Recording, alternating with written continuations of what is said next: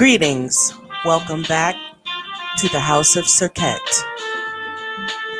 Episode 3, sharing excerpts from As a Man Thinketh by James Allen.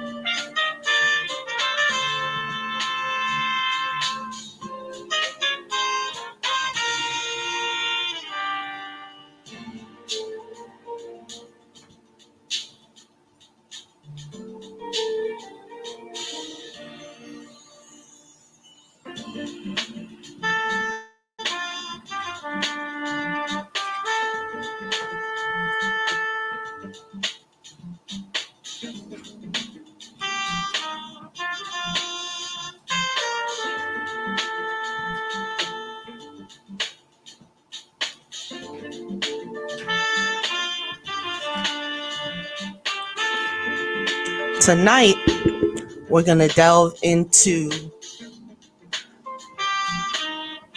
the effect of thought on health and the body.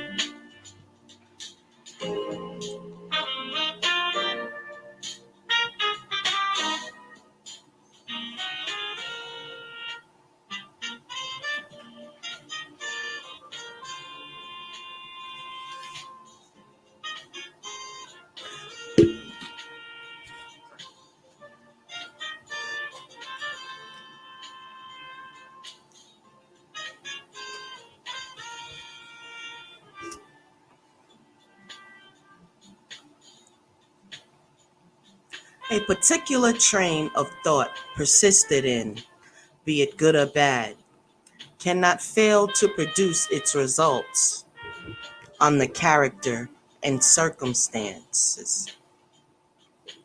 A man cannot directly choose his circumstances, but he can choose his thoughts.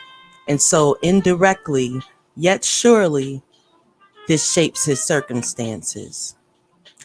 Nature helps every man to the gratification of the thoughts which he most encourages, and opportunities are presented which will not speedily bring to the surface both the good and evil thoughts.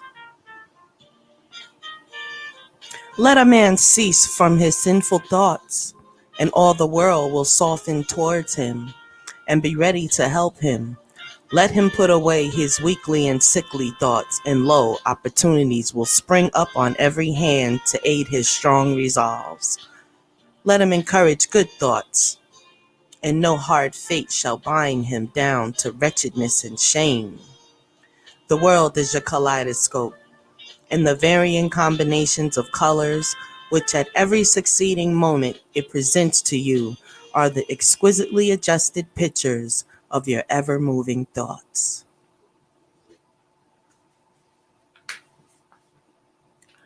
So you will what you will to be. Let failure find its false content in that poor word, environment. But spirit scorns it and is free. It masters time, it conquers space, it cows the boastful trickster's chance, and bids the tyrant circumstance uncrown and fill a servant's place. The human will, the force unseen, the offspring of a deathless soul, can hew a way to any goal. Though walls of granite intervene, be not impatient in delays, but wait as one who understands. When spirit rises and commands, the gods are ready to obey.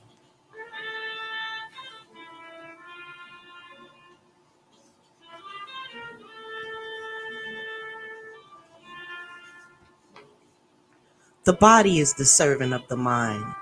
It obeys the operations of the mind, whether they be deliberately chosen or automatically expressed. At the bidding of unlawful thoughts, the body sinks rapidly into disease and decay. At the command of glad and beautiful thoughts, it becomes clothed with youthfulness and beauty. Disease and health, like circumstances, are rooted in thought. Sickly thoughts will express themselves through a sickly body. Thoughts of fear have been known to kill a man as speedily as a bullet, as they are continually killing thousands of people just as surely, though less rapidly. The people who live in fear of disease are the people who get it. Anxiety quickly demoralizes the whole body and lays it open to the entrance of disease. While impure thoughts, even if not physically indulged, will soon shatter the nervous system. Strong, pure, and happy thoughts build up the body in vigor and grace. The body is a delicate and plastic instrument which responds readily to the thoughts by which it is impressed, and habits of thought will produce their own effects, good or bad, upon it.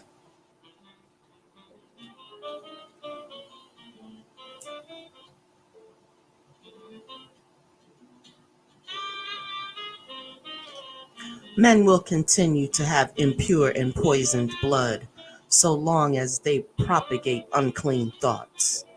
Out of a clean heart comes a clean life and a clean body. Out of a defiled mind proceeds a defiled life and a corrupt body. Thought is the font of action, life and manifestation. Make the fountain pure, and all will be pure. Change of diet will not help a man who will not change his thoughts. When a man makes his thoughts pure, he no longer desires impure food. Clean thoughts make clean habits. So-called saint who does not wash his body is not a saint. He who has strengthened and purified his thoughts does not need to consider the malevolent microbe.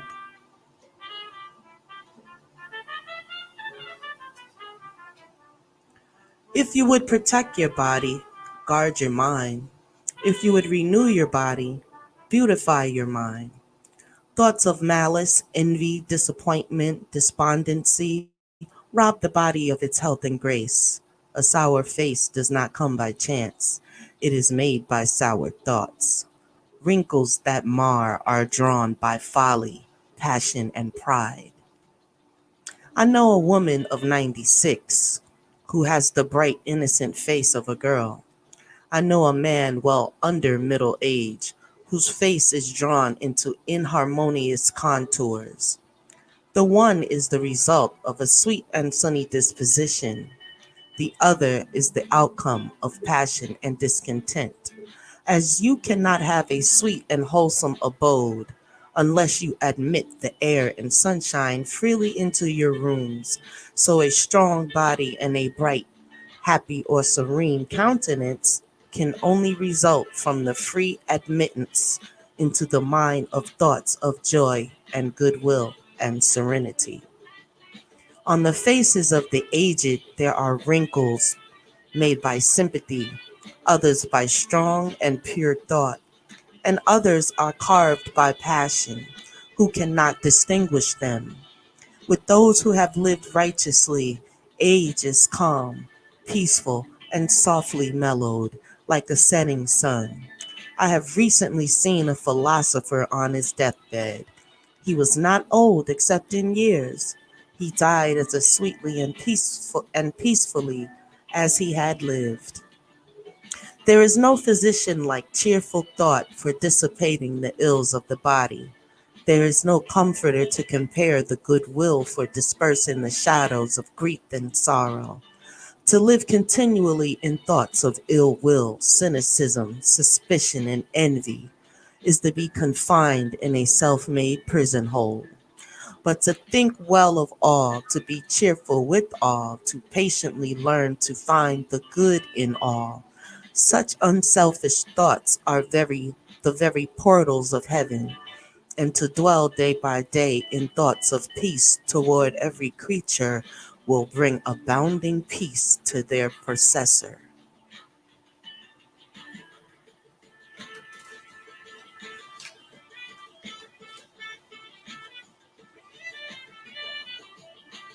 Thought and purpose.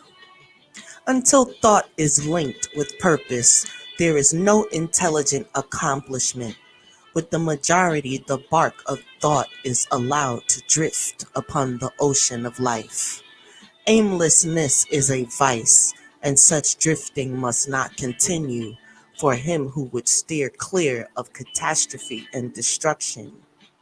They who have no central purpose in their life fall an easy prey to petty worries, fears, troubles, and self-pityings, all of which are indications of weakness which lead just as surely as deliberately planned sins, though by a different route. They lead to failure, unhappiness, and loss, for weakness cannot persist in a power evolving universe. A man should conceive of a legitimate purpose in his heart and set out to accomplish it. He should make this purpose the centralizing point of his thoughts.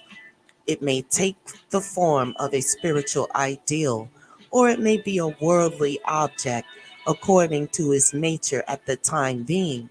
But whichever it is, he should steadily focus his thought forces upon the object which he is set before him.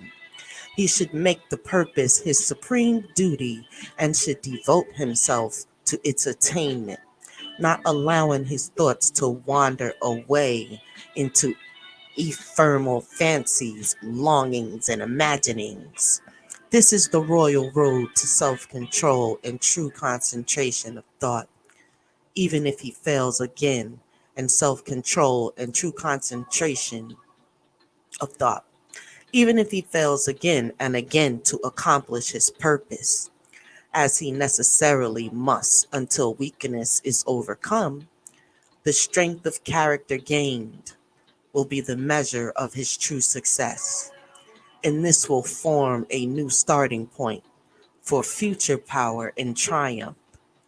Those who are not prepared for the apprehension of a great purpose should affix the thoughts upon the faultless performance of their duty, no matter how insignificant their task may appear. Only in this way can the thoughts be gathered and focused, and resolution and energy be developed, which being done, there is nothing which may not be accomplished. The weakest soul, knowing its own weakness and believing this truth, that strength can only be developed by effort and practice, will thus believing at once begin to exert itself and adding effort to effort, patience to patience, and strength to strength will never cease to develop and will at last grow divinely strong. At the physically weak man can make himself strong by careful and patient training, so the man of weak thoughts can make himself strong by exercising himself in right thinking. To put away aimlessness and weaknesses and to begin to think with purpose is to enter the ranks of those strong ones who only recognize failure as one of the pathways to attainment, who make all conditions serve them, and who think strongly, attempt fearlessly, and accomplish masterfully. Thus so ends episode 3 of As a Man Thinketh by James Allen. A classic for all, especially in these times. I recommend that you get this book and read it 3 times. Peace and love from the House of Sir K.